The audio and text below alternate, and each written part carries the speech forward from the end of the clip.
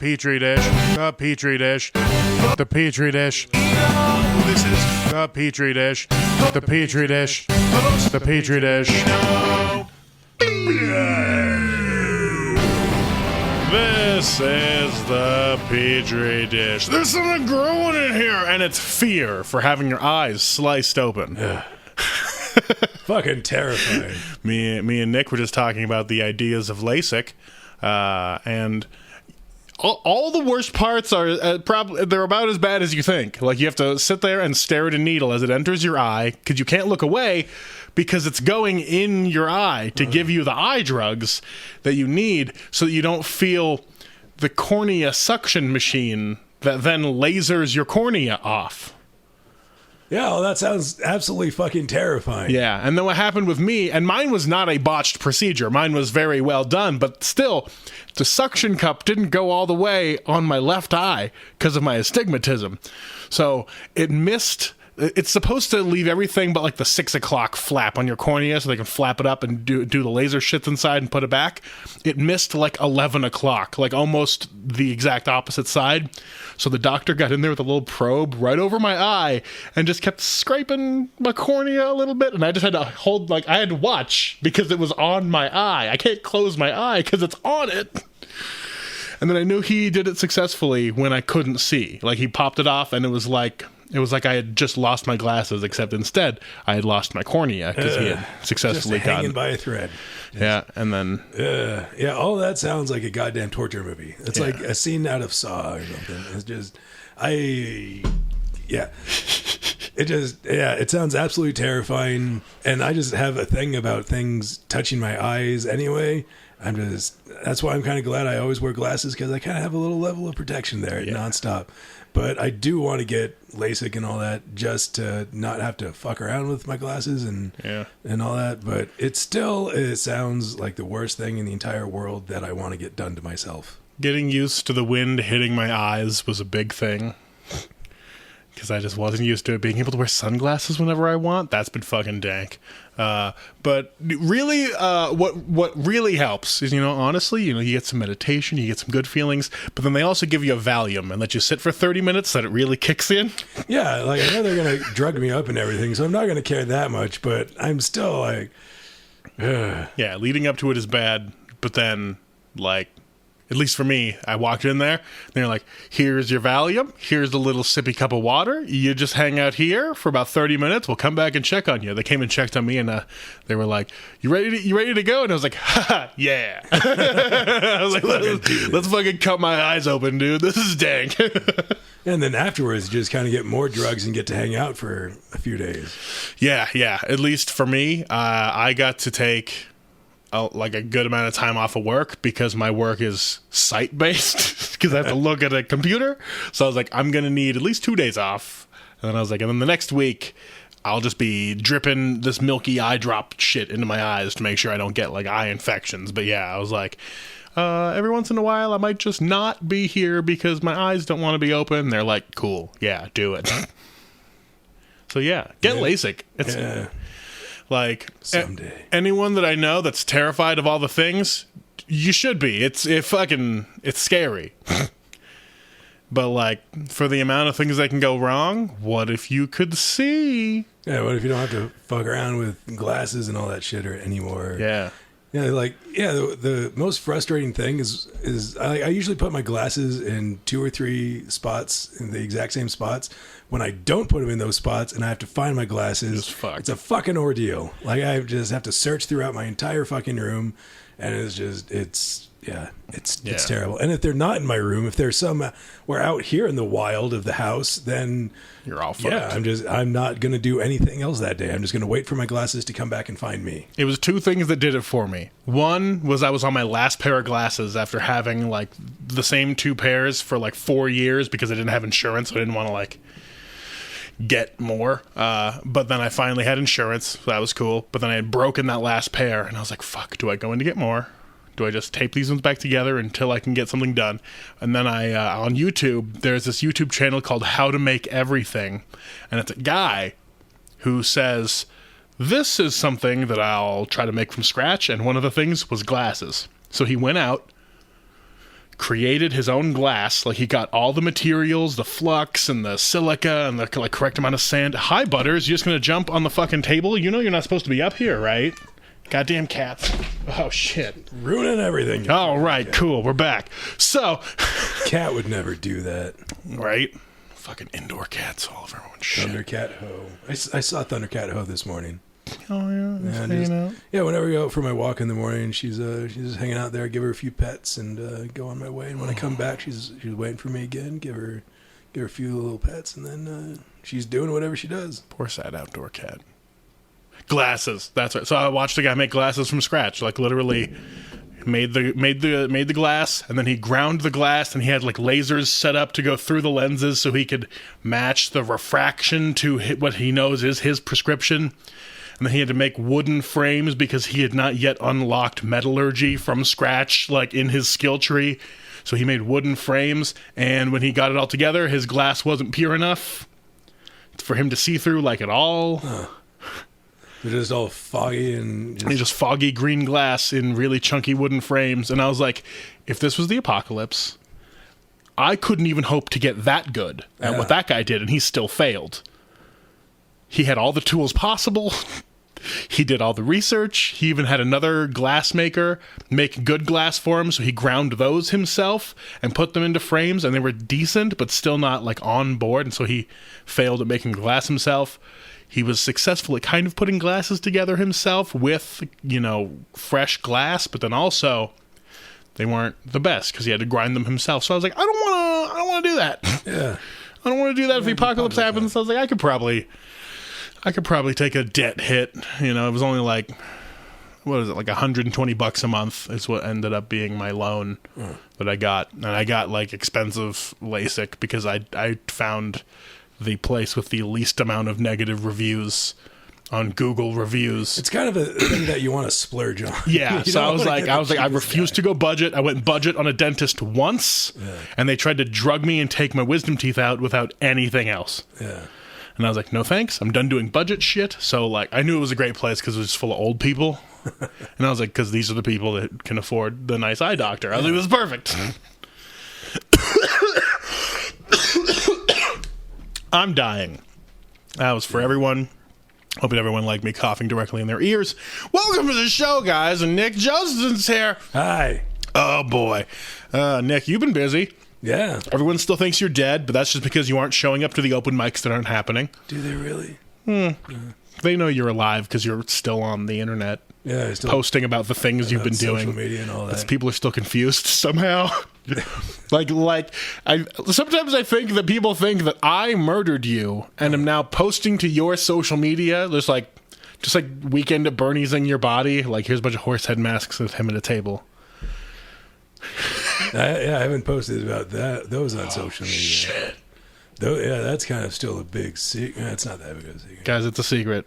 Yeah, don't listen to that previous part. Yeah, don't listen to that part, but also tell us about stuff you're working on that has nothing to do with the things I mentioned.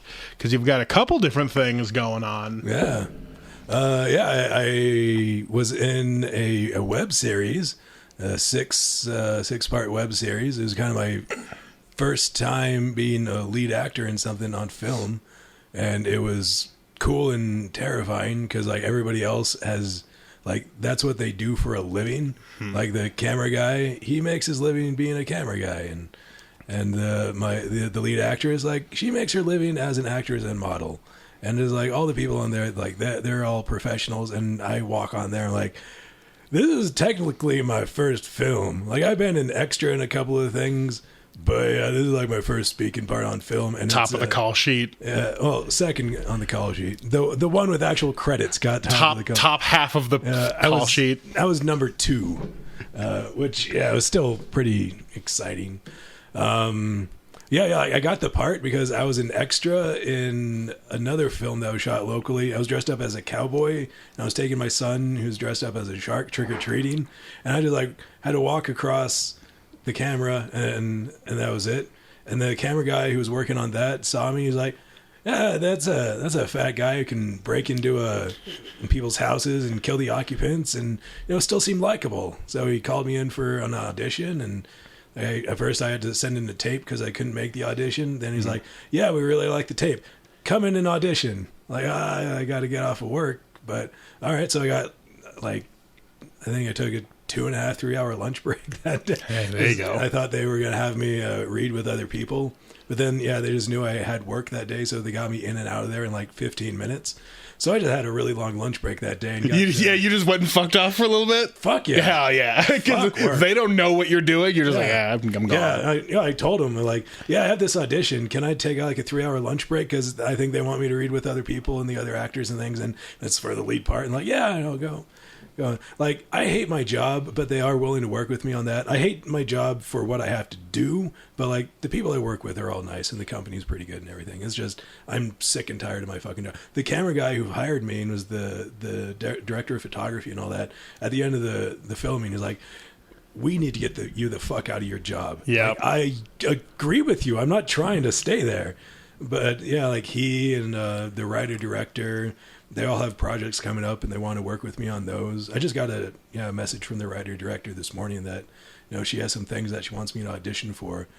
But yeah, I got this really cool part in a really cool show. It's called No Virtue. I play Vern, who is on the lam with Natasha, who is his pregnant girlfriend. And we've just kind of been moving from city to city, breaking into houses, killing the occupants, robbing them, and then we live off of that, and we kind of live in the houses for a little bit, and then move on to the next place. And we've just kind of been traveling around for that, doing that for about 5-6 months, and then the show opens up when we break into this one house and we discover that the occupants are drug dealers who are dealing cocaine. Shit. So we just kind of take over their cocaine ring, and fun insanity ensues from there. Become kingpins. Yeah. It was just it was summer camp. Like, I got to take like 10 days off of work. It was like 8 days. And like, we had a pre-production thing and all that. It was like 7 days of actual filming and just like 12-hour days, tired as fuck at the end of them. The last night, it was a night shoot from 6 p.m. to 6 a.m.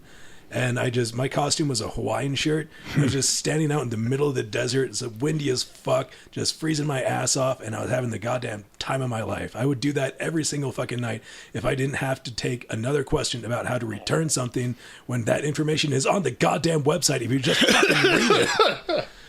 And yeah, it was just, the whole cast and the crew was amazing. Everybody was so much fun to work with. Yeah, it just felt like summer camp. It was just at the end of it, the 7 days of filming, it felt like a little family, and it was the most fun I've had in my entire life. And I can't wait to get back to doing something like that again. They're already talking about a second season for that'll probably be filmed around the same time next year. And the writer director has upcoming projects that she wants me to work with her on, and the camera guy has stuff that he wants me to work with him on. And one of the actors is opening up a voiceover studio in town, and he wants me to do stuff with him there. So just like doing this one project, I've gotten all these contacts and all this upcoming work and everything. And it's only been 3 weeks since we wrapped, and it still feels like it was yesterday, and at the same time, like it was a million years ago. And so with some of the people that I met on there, I'm filming my first short film that I wrote and directed, and I'm also acting in it. So we're filming that this Friday, July 3rd, and I have no idea when it's actually going to come out. I've been doing a lot more writing. Reno Little Theater is doing this project where they kind of wanted to highlight like the work that actors and directors put into interpreting a script and how different it can be based on who you hire to be a writer or director or whatever. Mm-hmm. So they're taking one script and they're having 2 or 3 different groups of actors and directors interpret it, and they're going to have it up on their YouTube channel, Ghostlight TV, on July 25th. And I wrote a little 10-minute play for that they're going to do called Intervention in the Time of COVID-19, where they asked me to come up with a blurb. I think it said like Bob's ex has to battle dysfunctional family dynamics and technology to save the man she once loved. So it's an intervention that takes place over a Zoom call. And it's just a bunch of wackiness ensues. And see that or watch that on see that on July 25th on Ghostlight TV on YouTube. It's free, and you'll get to see it performed by 2 or 3 different groups of actors. I wrote this other script that we're going to be filming this Friday and working on a bunch of other writing. Hell yeah. So I've been keeping... Yeah, and right now I think it's just a good time to do something more film-based, because a lot of the live shit that I like to do, you can't really do, and just doing it over Zoom hasn't... It's not the same. Yeah, it just doesn't feel the same, and it's going to be a long time before I feel comfortable doing live shows again. Yeah. Like, at least not until there's a vaccine or whatever, and that's going to be earliest probably January, and I'm guessing probably not until next summer. And it's going to be like $4,000. Yeah, they're definitely not going to give that shit out for free, especially if Trump gets reelected. They're going to try to jack up. Even if Biden gets reelected, it's going to be thousands of dollars no matter what, because no matter who's president, they're not going to step on any of the toes of any pharmaceutical company. Big pharma and all that, which, it really sucks. Like, I haven't been doing comedy regularly since, like, last September, I think. I think that's when I got cast for a play, and I've just kind of, I don't know, I was getting a little sick and run down and world weary with doing comedy. It wasn't as fun as it used to be, and I didn't want to get 100% sick of it. So I wanted to work on some other creative projects, and like I did acting throughout high school and college, so it was kind of nice to get back to trying to do that again. And I just really like the community atmosphere of it, and just the different challenge of, interpreting a script and all that, and creating a new character. It's like, I like creating characters anyway, with all the stupid sketch characters and everything that I did. Yeah. And it's just kind of nice to be doing something more serious. And that was one thing I was concerned about with doing the web series. Like, it's a very serious show. Like, I'm still kind of the comedy relief in it in a lot of ways, but it's still like a serious tone through most of it. And I just, like, halfway through it, I asked the director of photography, like, I asked him how this one scene looked, and he's like, oh, I kind of wish I did these other angles and kind of tried some other things. Like, what did you think about it? Like, I honestly, I don't know. Like, you're like, this is the first thing I've been in that I have watched and had to critique like this. I told him that for the past 5-6 years, all I've been doing is comedy. So I don't know if what I'm doing is coming across as sincere or not. He's like, no, this is great. Like, we think you're doing a wonderful, amazing job. And like, me and the director talk every night that we feel lucky that with the cast that we found. You're just doing a bang up job. I even got him to cry at one point. I got the camera guy to cry. I don't know how it's actually going to come across on film or not, but actually in the room, I got a guy to cry. That's just been a weird fucking transition, going from, like, the first time I read the script, I found all the spots that I could play for laughs, and when we actually went through it, like, no, you need to kind of play this a little more somber. Like, fuck, I don't know how to do that. Shit, I can't play anything for laughs. There were a lot of spots that I could play for laughs. Kind of like improv a couple lines too, right? Yeah, the director had me and the lead actress improv some scenes. Nice. Like, she wrote it. We do it the way she wrote it a couple of times, and then she's like, "All right, now just improvise. Just kind of do whatever you feel like." And then she said that she's going to use those scenes, the ones that we improvised with, for the final cut. And you got to do a lot of improv on it. Hell yeah. It was also the writer is from Finland. Like, she has really, really good English, but it's all very proper when it comes down to it. Yeah, it's not always like the most 100% natural, but so she just kind of wanted to clean it up a little bit and make it more natural, and that's what I've been doing. More acting stuff. I'm still alive, not just kind of working on other things, trying to do more in the film world, because we can just have really small crews and just a few actors on set and kind of maintain COVID protocol and all that. And like on set, they had someone take your temperature as soon as you got on set, and if you weren't in a scene, you're supposed to have a face mask on. And like in the trailer, you can only have, I think, 2 or 3 people at a time. There was hand sanitizer everywhere, and so yeah, I'm trying to do that with the short film thing that I'm doing on Friday. Yeah, one of the craziest days on set, I had, like, there was one morning where I wasn't in the scene that they were filming in the morning, so I just kind of hung out under a tree and played with the director's dogs the entire morning. And then I had to spend 2 hours choking a guy. So it's like, this nice calm morning. I'm assuming sunshine and fun. Yeah. It's like, all right, let's get to choking.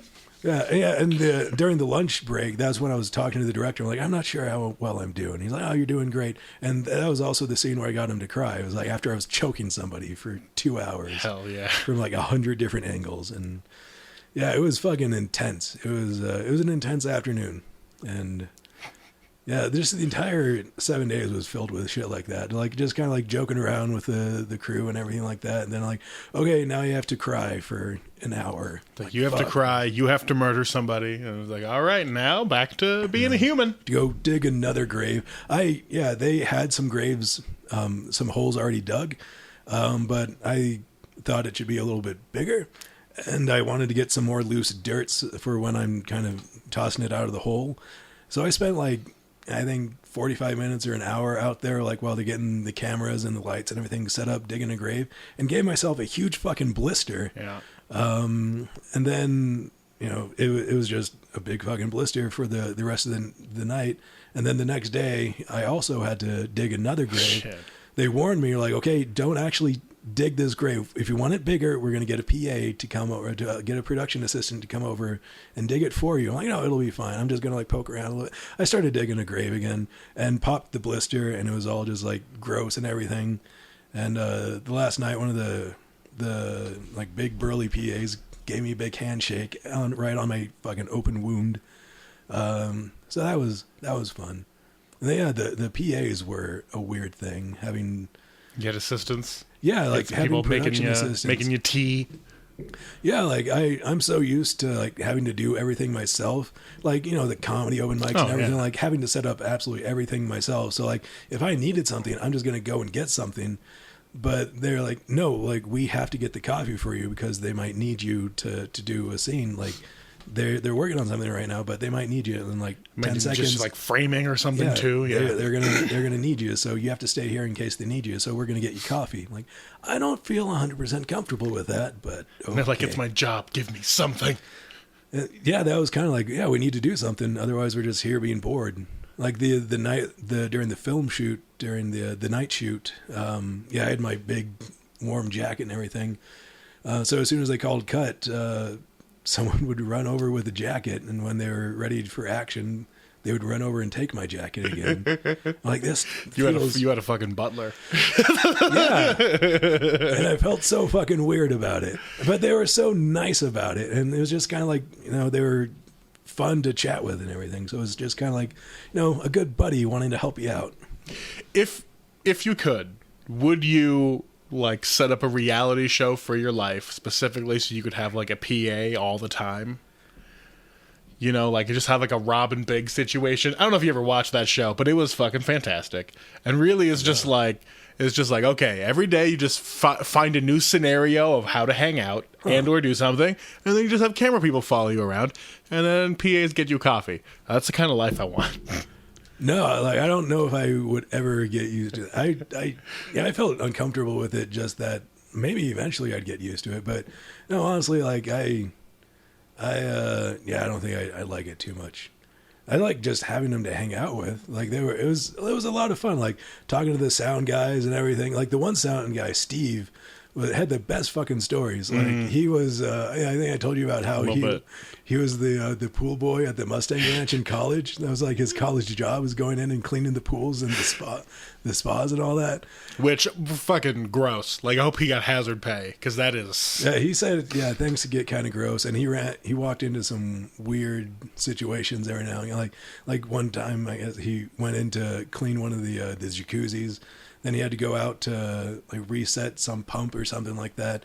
And when he came back in, there were just people fucking in there. Yes. He's like but they also like the madame and all the hookers like just really liked messing with him, because he's just like this skinny gay college kid. And like they just like he'd have to go early in the morning before he went to class, so they'd make him sit there and have breakfast with him. Yo. And then he would go to class, and like all his classmates would want to know like what happened at the Mustang Ranch. It's just Very nice breakfast. Yeah. That's what happened. they made eggs Benedict. It was delicious. And just Dude. And like the boom operator Nick, just kind of like the boom would be hanging over my head, and I just kind of like have little private conversations with him directly into the boom. And I kept forgetting I had a fucking mic on, like constantly. Like one of the actors said something about porns having trailers, or they call them coming attractions. And then I did a mock movie trailer, like, in a world filled with huge cocks, one pizza delivery man delivers his hot Italian sausage.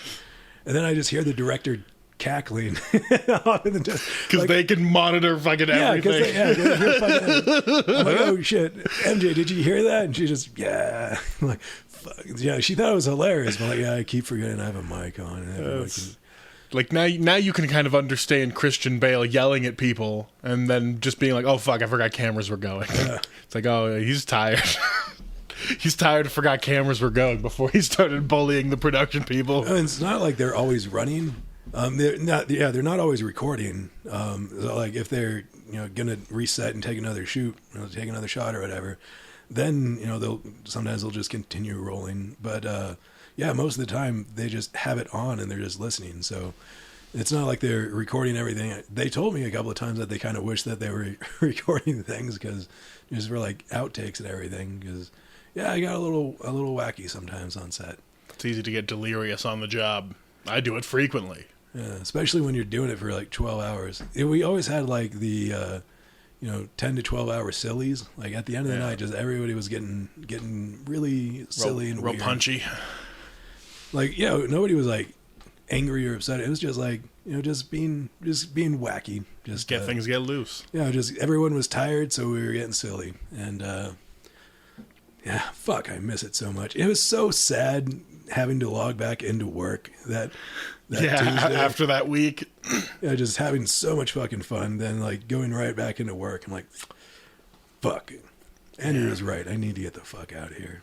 That's how I felt after I got out of the recording studio the last time, because I spent like the weekend and then like an extra day, and I just had so much fun. Like every morning I would go get Dutch Bros. We would just get over caffeinated and be fucking around. And every once in a while I'd like yell into a microphone or play a guitar part differently. But there was just so much.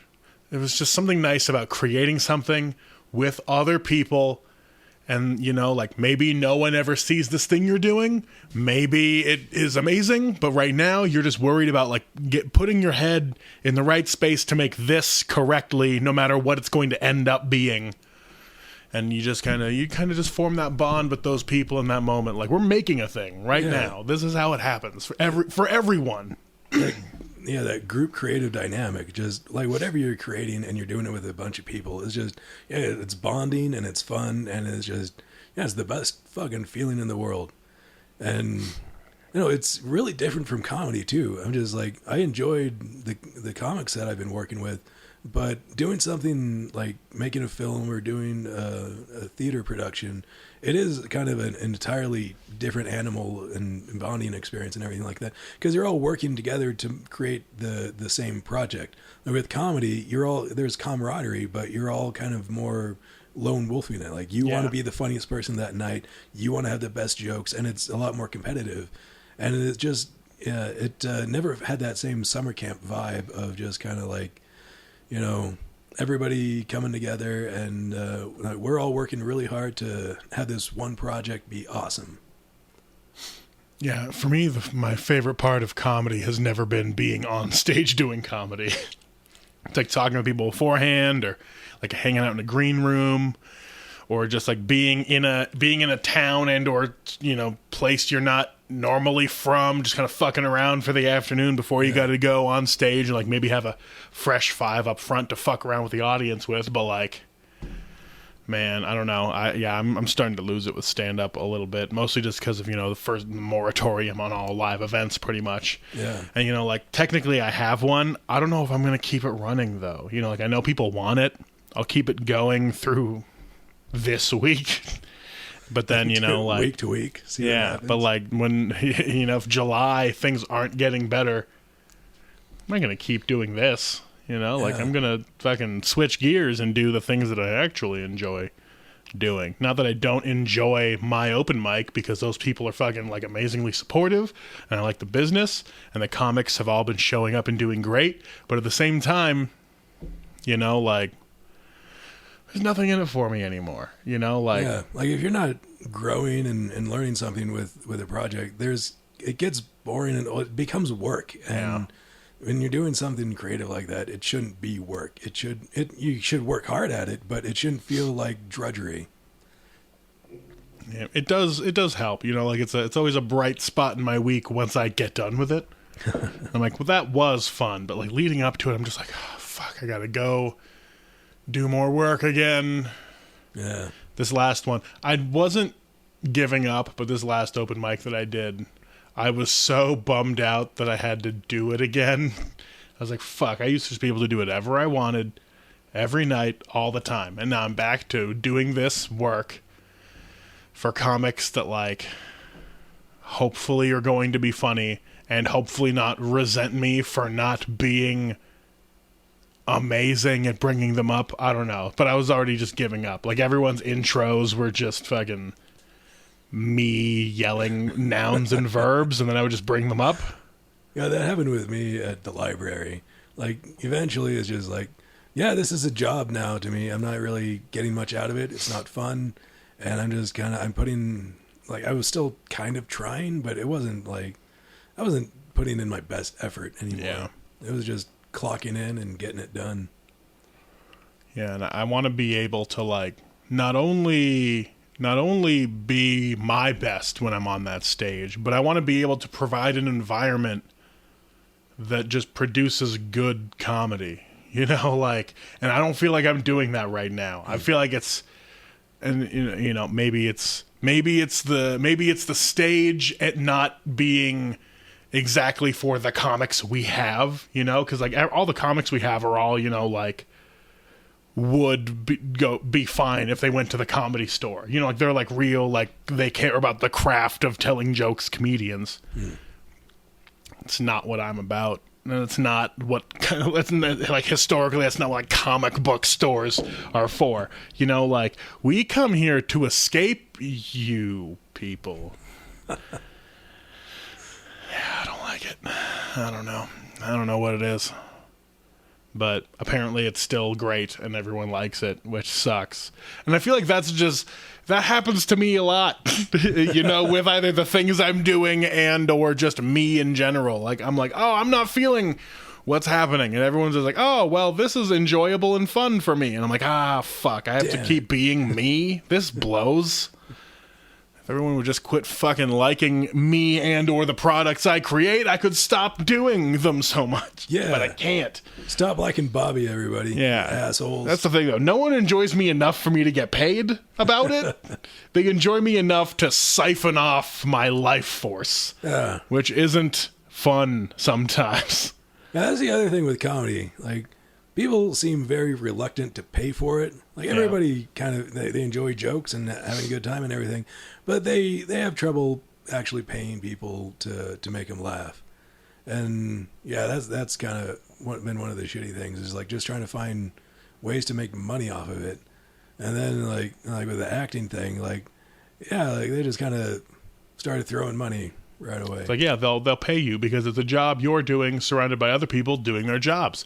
Like, and I didn't get paid a lot, but I got paid like a decent amount for what I did. Oh yeah, I mean, think about your first time doing comedy on a stage. No one was like, we should pay you for the service you just provided. That's kind of the big difference between comedy and acting. Like, I think, you're the one that kind of brought it up. It's like, nobody will just see you in the street and like, oh, I bet he has a tight 5. And like, he could go up and feature for 20 minutes. Yeah. Like with acting, that kind of happened to me. Like, I was just an extra and like, he looks like he could do this part. Yeah. And I enjoy this person. Yeah. And then I got the part. But like, anything I've gotten in stand-up has been clawing my way up, trying to, just trying to, meet the right bookers or the right, the right whoever to put me on a show, and had to perform well every single time.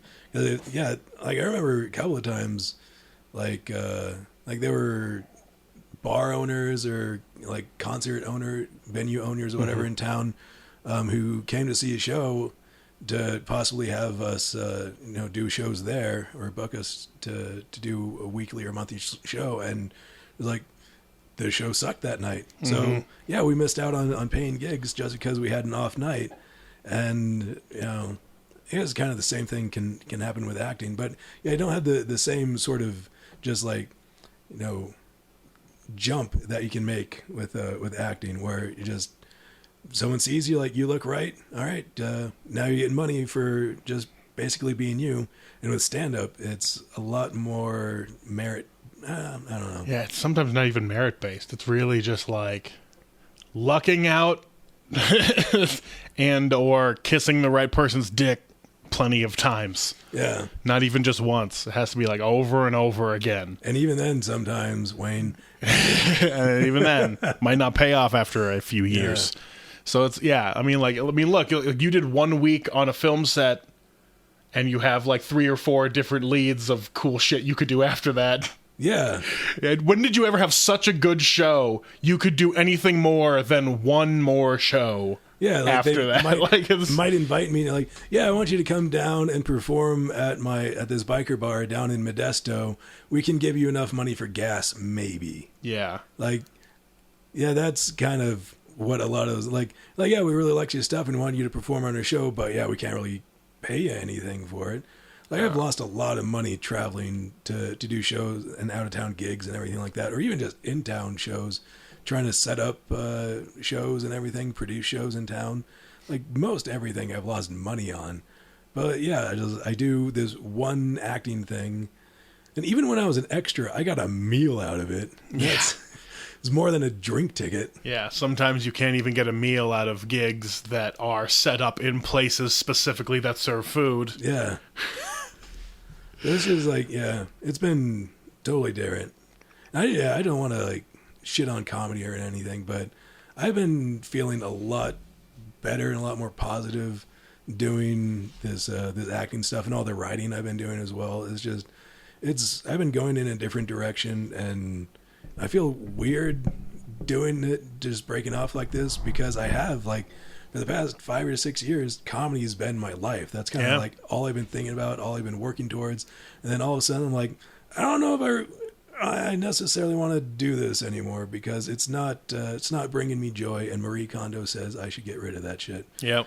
And I think I stepped back in time for it not to just leave a bad taste in my mouth. I think I'll eventually get back to it. It's just, I need to take a break from it and do other shit that's been a lot more fulfilling. Yeah, the thing about comedy is it changes so little, especially over the last 3 decades. It changes so little. You can leave for any amount of time and come back. And sure, you might be a little rusty on your delivery, but it's the fucking same. All the shit's exactly the same. Yeah, you still have the same beats and everything. There's still the same expectations from the audience that you can meet. Still the same amount of not getting paid. Yeah. You can still, you can jump back on that horse and, get up to speed, in, I'd say, a month. Yeah. Like, if you just hit 3 mics a week for a few weeks, there you go. You're back up in fighting shape. Yeah. Yeah. Yeah, man. Comedy. Boy, this podcast has become so anti-comedy, mostly because of me. And it's not anti-comedy, but it's just like, I don't care about being funny anymore. I used to. Yeah.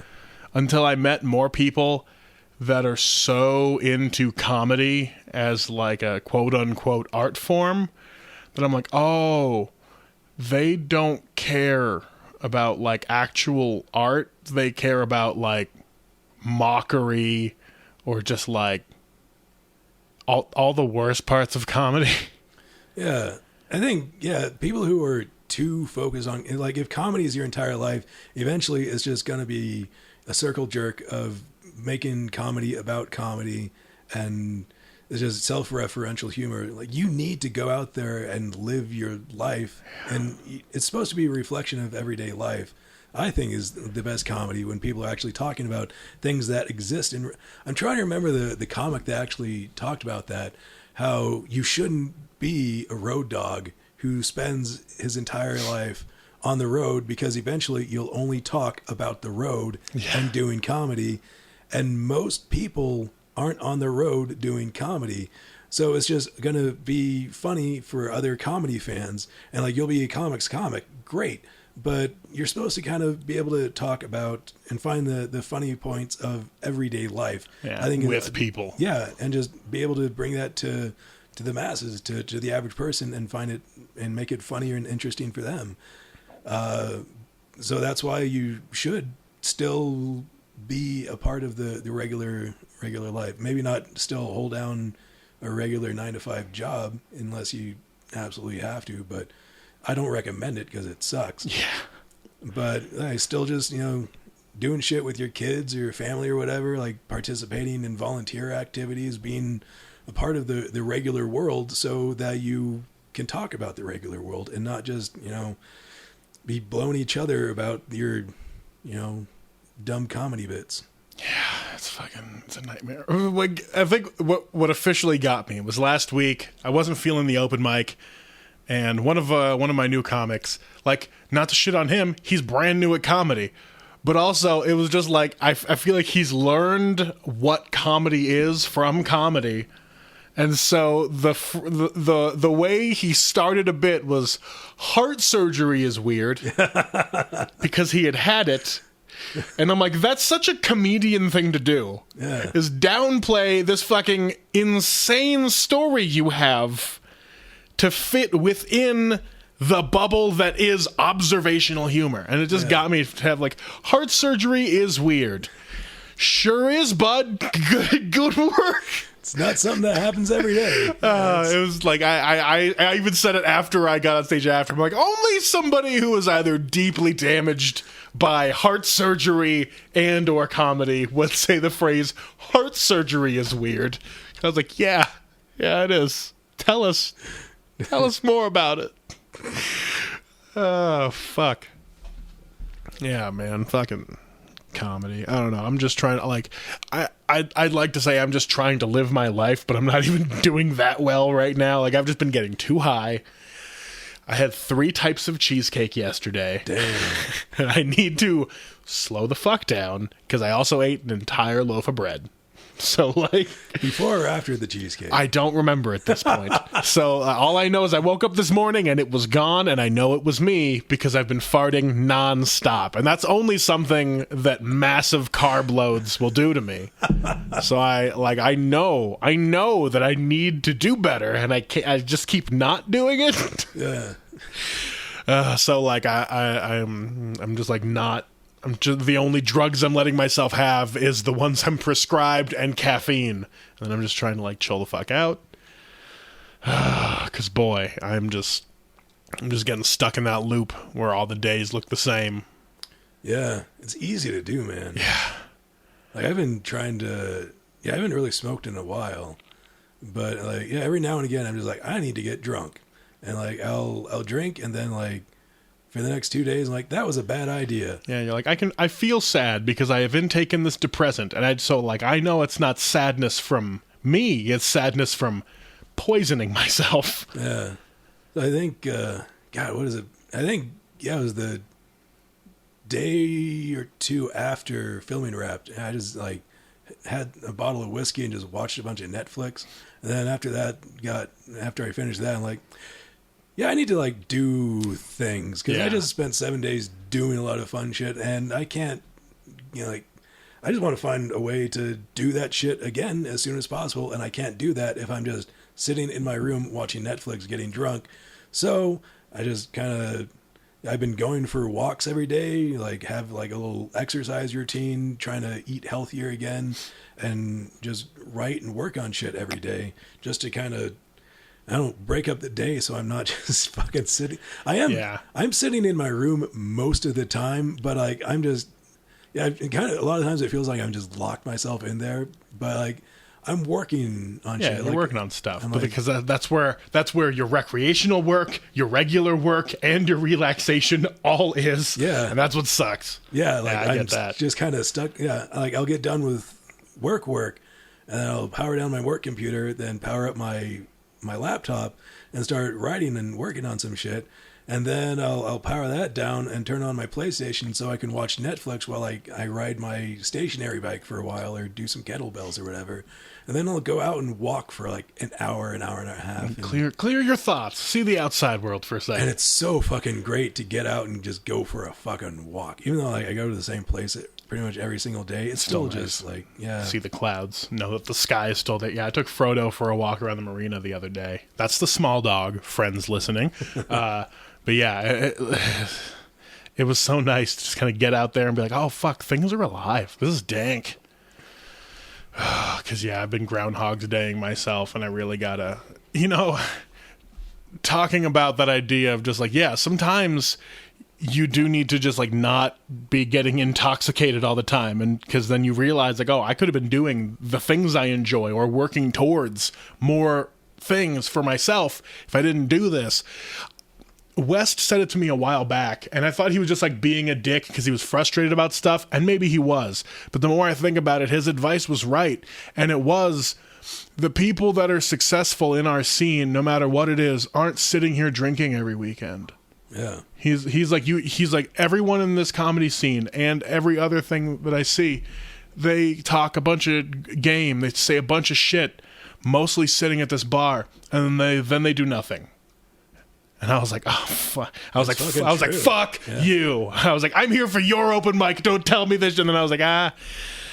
The more I think about it, I'm like, yeah. If I was trying to be my best self, I wouldn't be here right now, fucking trying to use up my drink tickets before failing at jokes that I didn't write until just now. Yeah. I would be at home, either writing something good for next week or writing anything else or doing something more valuable with my time. Anything that I would actually see value in. So yeah, I have not been going to any of the open mics. Instead, I've been, like making music or just like having actual leisure time. Like I started getting into video games again so I could actually like absorb stories made by other people somehow. I can't wait to play fucking Last of Us 2. It was really fucking good. Did you finish it? I finished it. I hear the ending is fucking devastating. There's so much. Like I thought it ended 3 different times and it kept going. There was like 3 extra hours on top of when I thought it ended. I told myself I can't download it and play it until I finish this novel that I'm working on. And who knows when the fuck that'll happen. Just let yourself do it. No, I think I'm actually making progress and working on it. Yeah, well, don't do it yet. So I'm just setting that goal for me. It might take me a while to actually get there, but it's still like when I saw that it dropped, I saw an Instagram post about it, I'm like, fuck! Yeah. I fucking love the original so fucking much, and I want to see what happens. Like even seeing you playing it, I don't want any spoilers. Even that snowball thing, I'm like, I wish I would have discovered that was right at the beginning of the game. You're totally fine. No, but I kind of wanted to stumble across all this stuff. Like I'll come out from my hole and like to get food or water or whatever like that, and like you're playing, I'm like, fuck. Don't look. Don't just keep focused, Nick. Yeah, I didn't know that it was out so soon, but as soon as I was watching the Funhouse videos and I saw that they had dropped the Last of Us 2 thing, I was like, oh shit! I didn't even watch it. Everything. I just went and immediately bought it on PlayStation. I was like, it's fucking out. Yeah, and it only took like a week and a half out of my life. I was able to beat it, and I wasn't playing it for hours every day. I think altogether I got a good 12 to 14 hours out of it.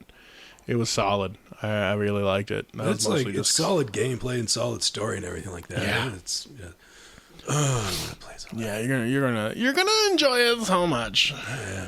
But yeah, there are so many parts that I was. It didn't devastate me as much as the first one, in general, but there were plenty of amazingly emotional parts that maybe didn't relate to me as hard, but were pretty much exactly like mirroring the first one in different lenses, let's say. So there's so many great parts, and you get to murder so many people. It's so wonderful. Yeah. What are you playing now that you finished Last of Us 2? They were giving out Battlefront 2 for free on the PlayStation Network, so I got that. And so I've been playing some Star Wars.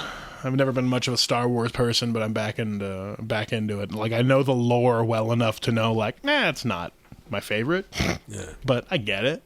I watched the last movie finally on Disney Plus. Oh yeah, Rise of Skywalker. Yeah, boy, did they shit the bed hard on that trilogy. But you know what? It was all right, I guess. It was so. I don't know. I was entertained by it.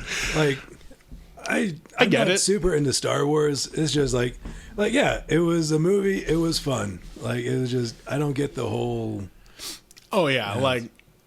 As far as Star Wars goes, like, it's always been for children, young adults. So, like, of course, all of the, the politics of it and the lore and everything is going to be very, like, easily digestible. And they can't put too many characters in. So they gotta just start wrapping up characters back into each other so that you can understand that, sometimes evil is through lineages even if they're not understood, and that evil can be inherited, but it can also be broken. I didn't really like that one part where Rey pulls a spaceship out of the sky and crushes it and just makes it blow up. Like, that was that was neat. I like that power exists in the world. Why does it have to be in a woman, though? Yes. Is that what we're going to say, Bobby? Exactly. Fuck you, Bobby. The one thing that I know to be certain, it's that women are weaker than men in every measurable way ever. Even midichlorians. Yeah, even in midichlorians. And so what we need to realize is that even if she's a Palpatine, spoilers. Spoilers. No, fuck, anybody who cares about it is already it's been like a year and a half since it came out. I watched it for free, so you should be able to. Either way, that movie. I had nothing invested, so it was fun for me. But I was still like, every time they would do something, I was like, "What? Come on!" More than I did with Solo. When I watched that movie, I was like, "Wow." They are reaching because... I don't even remember that. I saw it, but I saw it super high. Yeah, basically any character you could inject into that timeline they did, and any inconsistencies from the from the original trilogy were buttoned up so nicely by that movie. Yeah. And so I was like, all right, they're doing it. That's fine. I'm just going to wait for the Kenobi movie, mostly just because I want to see Ewan McGregor, and that's it. I still need to watch Mandalorian. I never finished it. Got like 3 episodes in, and then I watched the final episode just through subtitles at Coffee and Comics one night, and I was like, I get it. I don't need more. Fuck. Yeah, but I'm getting into Star Wars stuff. The thing that Last of Us 2 stopped me from completing is a project I'm still working on, and that's just doing covers of the freecreditreport.com jingles. And I have all the instrumentals laid out for the ones that I feel like covering. Yeah. I just need to go record vocals at the fucking at my practice space, which involves leaving the house, which is why I'm like, it's not necessary to do right now. But I'm still like, it would be funny to at least complete them, because I thought it'd be funny to get 4 or 5 of them done and then press some to 7-inch vinyls just to have. Maybe sell them for like way too much to people, because it would make me laugh to just have like most likely illegal to sell because it's commercial jingles, so like they're obviously owned by somebody, but just selling it on vinyl, a medium, $50. they're not even available to like listen to, so you have to like go watch an old YouTube video. So that's what I did in order to copy all the instrumentals, and so now I want to put all of that into the internet so that people can listen to the freecreditreport.com jingles that I like whenever they want. And I don't think it's a bad thing. But then that also opened me up to the idea of covering other commercials that I love, and there's only a few of them, mostly being the what is it, Education Connection song that girl does. It's really terrible, and it's really only for me. Isn't that the one that has like a little rap in it? In the no, not really, but it is kind of rappy. It's mostly just bad singing. Whatever you would call Kesha without singing, that's what that is. You know, like just like girl talking, bratty girl talking. Is that? Have I layered enough layers of misogyny into the show yet? I feel like there's not enough. Kesha is just lady girl talking. That's redundant. Lady girl talking.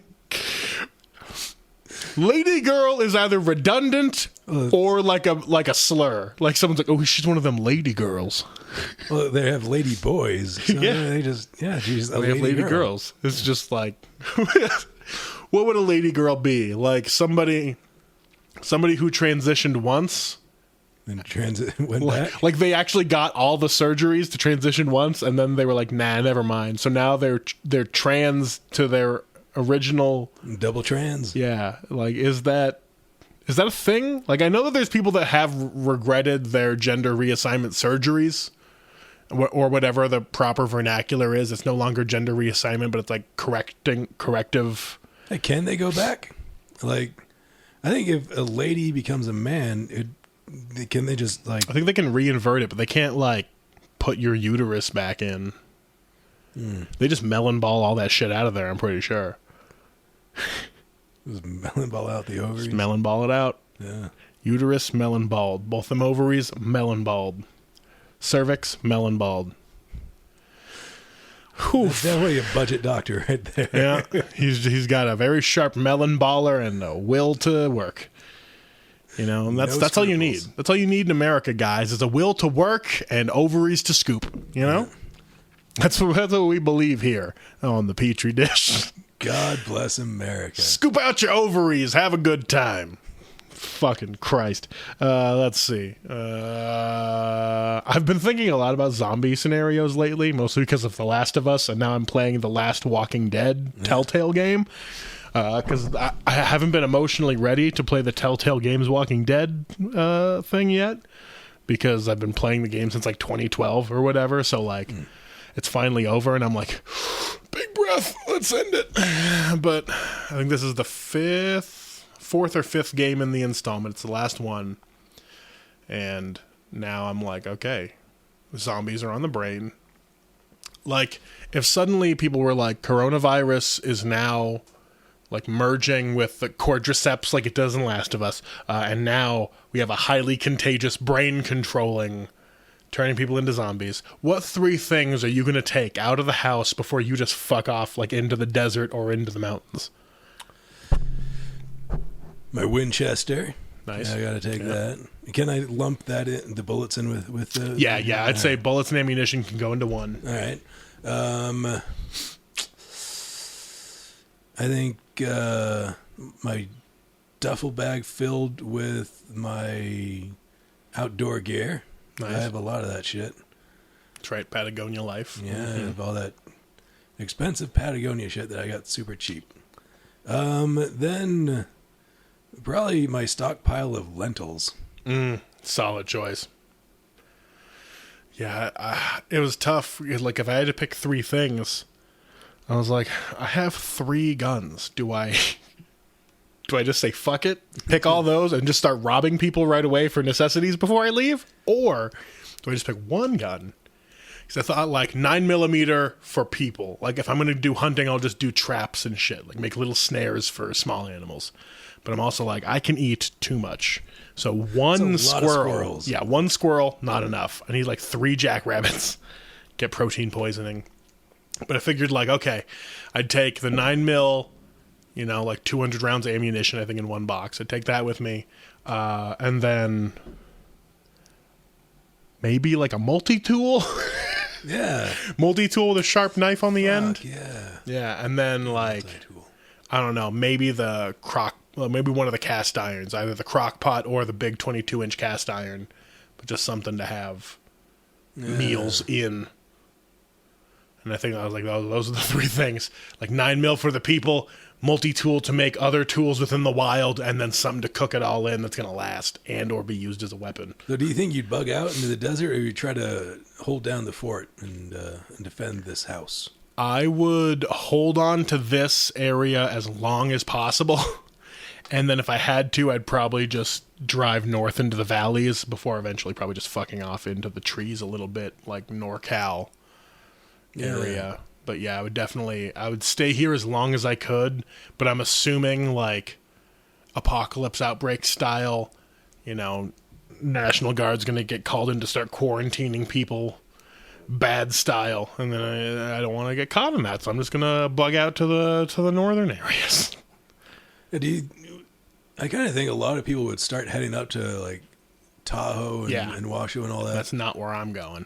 Especially with the amount of like rich entitled white people up there. Yeah. They would immediately start murdering each other over fucking nothing. So I am steering clear. Like that one couple that you've seen those pictures. Yeah. Like the pink shirt, the racist guy. little teapot. Yeah. Fucking.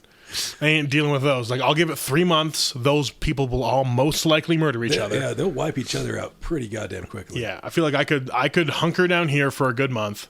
I could, head up north, maybe find a little abandoned farmstead, or maybe a nice farmstead. The person will be like, oh, you can work with me, and we'll make stuff happen until that falls through. I'll just keep doing that, but... Yeah, no, I'd steer clear. I would not go up to Tahoe. Fuck that. Yeah. I know a lot of people will think like, well, there's water here. There's animals around or hunting. Like, no, it'll just get overcrowded, and people start tearing each other apart. And then eventually someone's going to get the bright idea to poison all the water so that no one else can have it. And I'm like, that's kind of a metaphor for how society goes around here anyway. All right, cool. Poison the well. Everyone can die. Ugh. Yeah, I might try to just go out in the middle of the desert somewhere, but try to find some sort of body of water, like just, somewhere where the river's just kind of running through it, and try to find a spot nearby where I can get some water and try to boil it or whatever, try to make it palatable. Potable, that's what it is for water. And and just try to scrounge off of the desert. I like that. I don't think a lot of people will actually try to live out in the desert. Oh yeah, no, because the first thing that gets you is exposure. Yeah. Like that's the number one way people die in the quote unquote wild, no matter what. With my outdoor gear, all my UPF sun protection gear. Yeah, and if you just dig a proper hole. So, half of survival is just dig a big enough hole. Like 100%. All the YouTube videos I've watched so far is just like, all right, dig a hole. Dig a hole inside that hole for you to shit in so you're not walking around in your own shit. Make some walls that can actually hold. Shade yourself inside the hole. The end. You're done. Yeah, if you're stuck out in the frozen tundra... dig a hole. Dig a hole. And then, I think it's warm. Yeah, then dig another hole for like a cold sink so that it's a little bit warmer where you are. Yeah. Number one rule is just dig a hole. The power of holes. I really got to get better at digging holes. I'm not as good as I should be. I gave myself a blister digging hole. Yeah. Of course, the Nevada desert isn't the best hole digging material. Yeah, it's a little rough. And digging around in the backyard, I was having a hell of a time trying to move that hard earth. I don't know if it's quite clay or something, but it's Need more of a pickaxe than anything. Yeah, it's a horde. Bring it up a little. It's fucking a horde, guys. Manual labor is hard. How come no one told me? How come no one told me working with your hands is hard? I bought woodworking tools so I can do little woodworking crafts.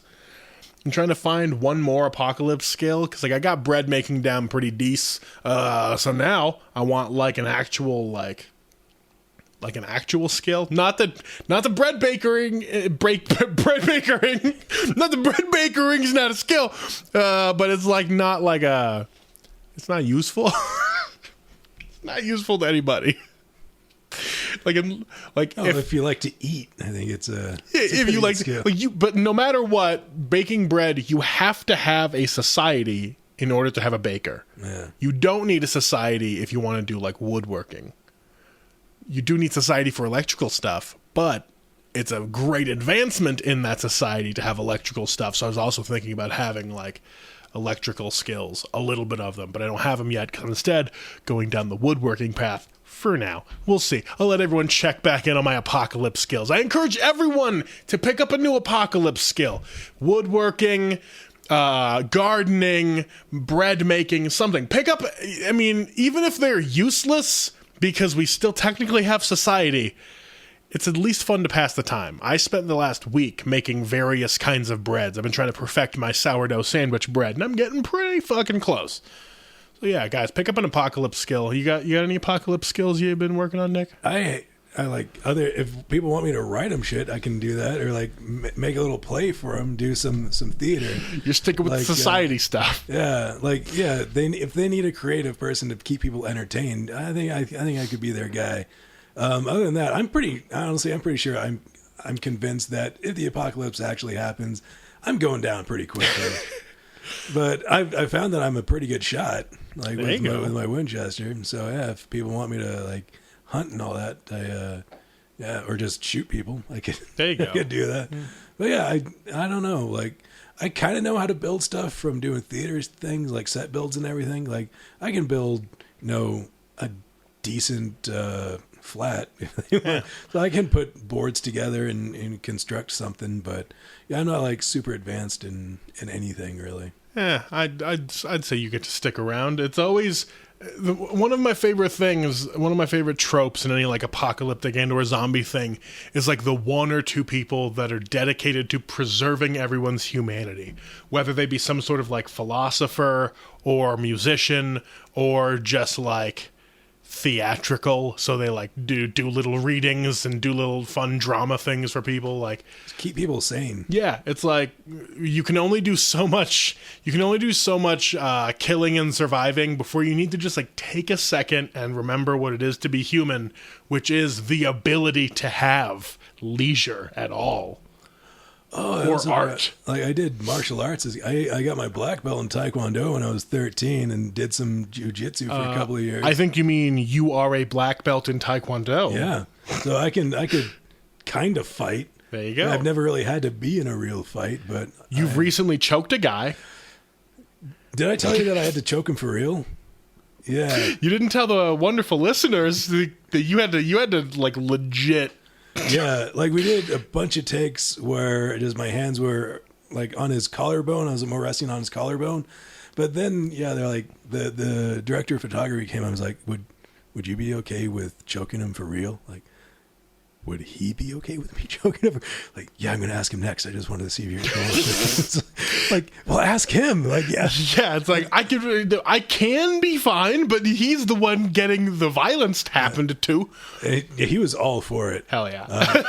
He was like, fuck yeah, let's do it. He wanted to do even more, like me, like shoving him through the drywall. And the director who owns the house where we were shooting in, she was all for that too. But we're like, we could only do it once. Yeah, like, and then there's a fucking hole in the wall. Yeah, and then we're also filming some other scenes that would be a little incongruent with a hole suddenly being there. So we nixed that, but yeah, he's like, yeah, you can go ahead. And we practiced how I'm supposed to choke him safely, like nothing on pressure on the windpipe, just the pressing on the arteries. And we had a safety guy setting up next to me, like if you see him go limp, pull me off. All this, we had tapping if things started going wrong. We were supposed to have a paramedic on set that day for the fight scene, but they couldn't make it because of all the COVID shit and on the riots and everything. I forgot that was another. Yeah, the riots were happening that week. You were filming. Fun part of it. Yeah, like I didn't know if I was going to be able to make a bunch of us thought like we're just going to have to sleep at the house. Yeah, because curfews started happening that week. Yeah, so I just had to I went all the way around Reno pretty much, like along McCarran. To avoid anything, and but yeah, I just had to choke a guy like 3 times. Like the first time I did it, he's like, "Yeah, you're not choking me hard enough." I'm like, all right, so yes, Daddy. So I did it again, and then they wanted to do it a third time, where I just like really went at it, and he gave me a warning, like if I black out. get off of me and run away, because if I wake up from that, I'm just going to wake up swinging until I realize what's going on. And it's going to take me like 3-4 seconds to recalibrate and know what's going on. So if I see you after that, I'm going to hit you as hard as I can. So we didn't get to that point, luckily. That's good. But it was like, he said like, yeah, like after that last take, like 1 or 2 more seconds, and yeah, I would have passed out. And it was fucking terrifying for me. Like, Someone's life was in your hands. Yeah, like, I'm honestly not like I'm not a violent person. Like, I'm pretty, opposite of violent, pretty peaceful, more of a pacifist. But like, yeah, if I need to be violent, I can. And, but yeah, it was also weird because they were trying to like, I was still trying to stay in that headset of like, I'm fucking white hot raging mad, trying to murder this guy with my bare hands. And like, they're trying to joke around with me in between takes. And it was like, the guy I was choking was like, I don't know how many more times we can do this, because you keep falling more and more into this 1,000-yard stare. Like, yeah, I'm just trying to like stay. Yeah, you're like, stay into this mindset. Like, I'm method. Like, not even method, just Trying to act correctly. just trying to act correctly for the scene. Like, as soon as the scene was over, like, I had to go for a little walk, because I was just in that space of like, I just murdered this person, and the character is supposed to be broken up about it. Like, he has daddy issues and all this stuff where his dad beat him as a kid, but then when he was 13, he took a baseball bat and kicked the shit out of his dad. And that's when the abuse came to light, and then he had to go live in foster care for a while until he turned 18. Then he just was living on his own, doing crappy jobs until Natasha rolls around and saves him from trying to kill himself. And then they go on their fun little killing spree and everything. So he's kind of flashing back to murdering his father. He kind of has that sort of like just white hot rage again that's rolling through him, that just kind of snaps into him all of a sudden. And he starts choking this guy, and then after he's seen that he's killed this guy with his bare hands, he's like, what the fuck have I done? Because the character's not all that violent. He's still kind of like a lovable teddy bear kind of guy. And then who just becomes this insane grizzly bear monster, and he kind of terrifies himself with that. And so I was supposed to kind of have both those things going on at the same time, and it was just kind of like... exhausting. Yeah, doing that for 2 hours. It was fucking exhausting, and just after I thought we were done. They're like, okay, we want to do one more take with a close up on you. I'm like, fuck, I don't know. All right. And, like, I just decompressed. Yeah. And I thought I was done, and just had to like immediately get back into it. And that's when with Dan, the guy I was choking, is like, yeah, you're getting like this weird look going on. I'm like, I know, like I'm fucking freaking out because I've been choking a guy for 2 hours. Pretty much. Like, I've been having to choke someone and be sad about it for 2 hours. And just afterwards, I just had to walk around by myself in the backyard to try to get myself back to normal again, and just trying to joke around with people. But it's fucking weird. Okay, like comedy and theater and everything like that, like you work really intensely for like, 5 minutes to an hour and a half, like kind of depending on the show you're doing and everything. But then that's it, and you go home. Like with the film shoot, it was 12 hours. It was like running a fucking marathon, and just having to jump in and out of character constantly. And it was fucking exhausting, but so much fucking fun. I fucking loved it so much. It was great. Hell yeah. I mean, that's pretty much all the plugs, though, isn't it? Go watch No Virtue whenever it comes out. Yeah, right now there's a trailer up on YouTube. I'm not sure exactly when they'll start releasing episodes or where exactly they'll be released. I'm guessing probably just on YouTube or whatever. I think they're still looking for a distributor, but I don't. That's not in my wheelhouse. I kind of did what I. Yeah, you already did your job. Now it's just up to the other people whose jobs it is to make more of it happen. Yeah, when we were wrapping, and I asked the director of photography, like, so what happens now? And like, well, for you, you're done. You go home. We do everything else. All right, well. If you need me, I can help. I'll be PA for a second. So, no, yeah, if you need me to edit or like do like promo or like just want me to make a trailer or anything, it's like, no, you've done your shit. So yeah, it's coming out at some point. Yeah, the short film thing that I'm making this Friday. It'll probably come out at some point in July. But yeah, we're talking about trying to submit it to some film festivals. So I'll have a viewing party at some point, I think. But like having it actually up on YouTube or Vimeo or whatever, it'll probably be a while before that's up. The Reno Little Theater Make It What a Difference project that they're doing my little play. It's July 25th, I think at 7:30. But you can still watch it afterwards on their YouTube channel, Ghostlight TV. Then other than that, I think that's all I have like really scheduled right now. And you can check out all this, get updates on my social media. There you go. On Twitter, I'm at Nick Josten. If you want to add me on Facebook, I'm Nick Josten. And then on Instagram, I'm just_Nick_Josten. And yeah, follow me on all those, and you can get updates on all the stupid shit that I'm doing. Hell yeah. Guys, go watch Nick's stuff whenever it's out. Go follow him. Figure it out. I liked the trailer for No Virtue just because it's like 4 different takes of you just saying shit. Yeah, I say shit every other page. I think I say it 20 times. So it's your catchphrase now. It's going to end up being your catchphrase. And I have started saying shit a lot more since filming that. Hell yeah. So go check out Nick's new catchphrase. Shit. Make him say it in real life when you see him. It's fun. Other than that, show up to Coffee and Comics every Tuesday for the foreseeable future. Keep listening to this podcast if you want. I don't care at this point. I do this so that I have markers within my life to know that I did a thing sometimes. Keep an eye out for a 7-inch vinyl of me covering freecreditreport.com commercial jingles. It's not going to happen, but if it happens, it might. Fuck. It comes down to like that idea I had of putting my face on billboards for no reason. Like, how funny is it versus how much does it cost? Does the money I spend contribute to the amount that makes it funny?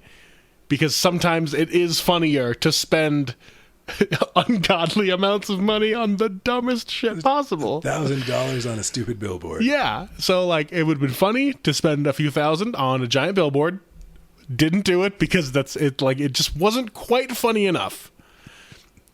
But I would have found it hilarious. But the amount of work it takes for me to learn songs that no one has anywhere from my past that are commercial jingles and then recreate them in their entirety myself and then get it pressed onto vinyl records to immortalize them forever is so funny to me because I don't have any other things of mine on vinyl. If that was the first thing I pressed to vinyl was me covering freecreditreport.com jingles, there are hipsters out there who would buy that just for the irony. Yeah, and so I think it might be funny enough, guys. It might be funny enough for me to do, so I might do it. So keep an eye out for that. Other than that, I'm done talking. Bye, everybody. Bye.